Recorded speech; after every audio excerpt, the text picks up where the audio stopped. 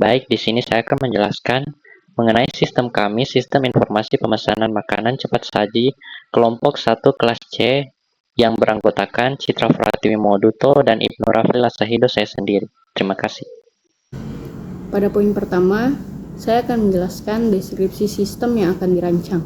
Sistem informasi pemesanan makanan cepat saji ini merupakan sistem yang dirancang untuk membantu proses pemesanan makanan secara terkomputerisasi dan terintegrasi.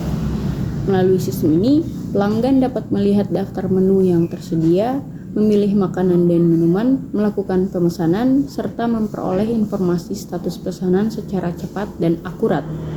Perencanaan sistem ini bertujuan untuk mendukung penuh operasional restoran cepat saji yang membutuhkan kecepatan layanan dan ketepatan informasi, sehingga proses pelayanan dapat berjalan lebih efektif dan efisien. Pada poin kedua, saya menjelaskan tentang pengguna atau aktor yang terlibat dalam sistem. Sistem informasi pemesanan makanan cepat saji ini melibatkan beberapa aktor dengan peran yang berbeda.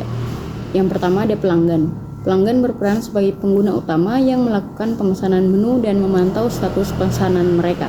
Yang kedua ada admin atau kasir, yang bertugas mengelola data menu, memproses makanan, serta melakukan pencatatan transaksi pembayaran. Selain itu, yang terakhir adalah pihak dapur atau staf produksi. Mereka berperan dalam menerima informasi pesanan dari sistem dan menyiapkan makanan sesuai dengan pesanan pelanggan. Setiap aktor ini memiliki hak akses dan fungsi yang disesuaikan dengan kebutuhan operasional sistem. Pada poin terakhir ini adalah permasalahan dan solusi yang melatar belakangi perancangan sistem ini. Permasalahan yang sering terjadi pada proses pemesanan manual antara lain antrean yang panjang, kesalahan pencatatan pesanan, keterlambatan penyampaian informasi ke dapur, serta kesulitan dalam melakukan rekap data penjualan. Selain itu, pelanggan juga sering harus menunggu lama untuk mengetahui ketersediaan menu atau status pesanan. Oleh karena itu, solusi yang ditawarkan adalah perancangan sistem informasi yang mampu mengotomatisasi proses pemesanan, mempercepat alur informasi antara pelanggan, kasir, dan dapur, serta menyediakan data transaksi secara real-time untuk meningkatkan efisiensi dan kualitas pelayanan. Jadi ini tampilan sistem kami. Kami mengambil sistem informasi pemesanan makanan cepat saji. Di bagian sini ada tiga aktor yang dapat login, yaitu pelanggan, admin kasir, dan dapur. Di bagian login sebagai pelanggan, di sini saya sudah menyiapkan akun demo untuk dimasukkan seperti ini, terus login. Nah, di bagian sini ada lihat menu, pesanan aktif, total pesanan, total pengeluaran. Ada juga riwayat pesanan dan pesan sekarang. Jadi saya akan mendemokannya. Untuk pemesanan ini di sini sudah terlihat menu, tinggal tambah di keranjang. Terus untuk keranjangnya bisa juga langsung buat pesanan. Setelah pesanan berhasil, tinggal klik di pesanan saya. Di sini terlihat ada pesanan yang sedang disiapkan, menunggu. Bisa juga membatalkan pesanan di sini, batalkan pesanan. Setelah itu, kalau ingin memesan lagi, bisa juga di sini. Setelah itu, keranjang buat pesanan. Tutup. Setelah itu, kita bisa login sebagai admin, gunakan akun demo. Terus, nah ini dia pesanan yang sudah jadi. Ada pesanan yang telah dibatalkan, ada juga pesanan yang menunggu. Pesanan ini bisa juga statusnya bisa diubah-ubah seperti ini, sedang disiapkan, tanda hijau sebagai lunas, kelola menu. Nah, di sini admin bisa mengubah-ubah menu sesuka hati dari harga makanan, dari harga, kategori, nama makanan, sama deskripsi menu. Bisa juga simpan perubahan. Terus di bagian dapur, login sebagai dapur, ada bagian login. Di sini ada akun demo. Kita tinggal login. Nah, di sini ada pesanan tadi yang pelanggan pesan. Jika ingin menyiapkan pesanan, tandai siap. Setelah siap, kita keluar, terus login sebagai pelanggan gunakan. Nah, pesanan itu akan tercantum di sini siap diambil. Seperti itu sistem kami. Dan untuk pewarnanya sendiri, mengapa saya memilih warna oranye? Karena restoran itu cocok dengan warna orange. Dan mengapa saya mengambil sistem informasi pemesanan makanan cepat saji? Karena di restoran-restoran itu sudah menerapkan sistem informasi yang seperti ini.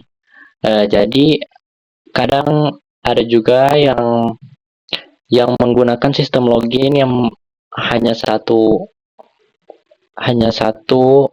user sebagai pelanggan, dan juga admin kasirnya dan dapur tidak dapat dilihat. Ya, seperti itu sistem kami. Terima kasih. Nah, ini adalah gambar diagram ERD kami. Sistem kami yaitu ada pelanggan, ada menu, ada admin, ada dapur. Nah, di bagian pelanggan, pelanggan dapat login seperti yang saya demonstrasikan tadi, memesan, membatalkan pesanan, dan logout. Nah, di bagian sini satu pelanggan dapat memesan banyak menu. Nah, di menu ini ada tercantum harga, nama menu, jumlah menu, dan total harga menu yang dipesan.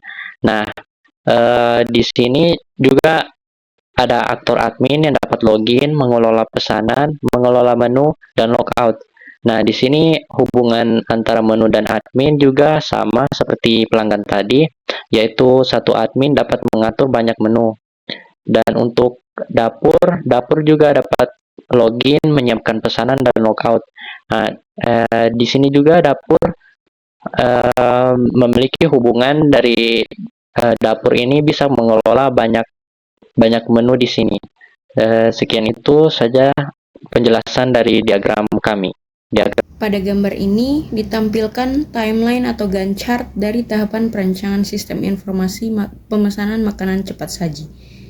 Timeline ini digunakan untuk menggambarkan urutan kegiatan, durasi waktu, serta keterkaitan antar tahapan selama proses pengembangan sistem. Proses dimulai dari tahap identifikasi masalah yang dilaksanakan selama 1 hari. Pada tahap ini, kami melakukan pengamatan dan penentuan permasalahan utama yang terjadi pada proses pemesanan makanan cepat saji. Selanjutnya, kegiatan dilanjutkan dengan pengumpulan kebutuhan sistem selama 3 hari. Tahap ini bertujuan untuk mengidentifikasi kebutuhan pengguna dan sistem, baik dari sisi pelanggan, kasir, maupun dapur. Setelah kebutuhan terkumpul, dilakukan analisis kebutuhan sistem selama 2 hari. Pada tahap ini, kebutuhan yang telah dikumpulkan dianalisis untuk menentukan fungsi dan fitur yang akan dirancang dalam sistem. Tahap berikutnya adalah perancangan alur sistem, yang dilakukan selama 3 hari. Pada tahap ini, kami merancang alur proses sistem termasuk interaksi antara pengguna dan sistem. Kemudian dilanjutkan dengan perancangan prototipe awal selama 3 hari. Prototipe ini menjadi gambaran awal dari sistem yang akan dikembangkan. Setelah prototipe awal selesai, dilakukan evaluasi prototipe selama 1 hari untuk menilai kesesuaian sistem dengan kebutuhan pengguna.